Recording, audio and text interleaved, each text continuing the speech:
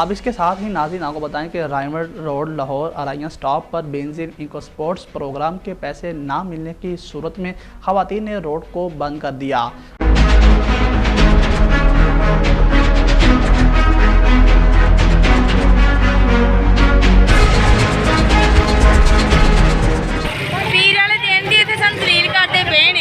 रोजाना ही सानू बुला लेंदे किराए ला ला के वापस आने ते फिर रिश्वत खांदे ने ते पैसे अगर लेंदे की करदे ने पैसे लेंदे ने कोई 1000 रुपया लेंदा कोई 2000 ले लेंदा वा वाले कहंदे 1000 रुपया ला हां जी दो जने 4000 ते कल पुलिस वाले भी फड़ के दो जने लगे ने। खवातीन का कहना है कि हमें 3 दिन परेशान करते हैं और ना कोई पानी का इंतज़ाम है और ना ही कोई बैठने का इंतज़ाम है, और जब पैसे लेने जाते हैं आगे से रिश्वत मांगते हैं।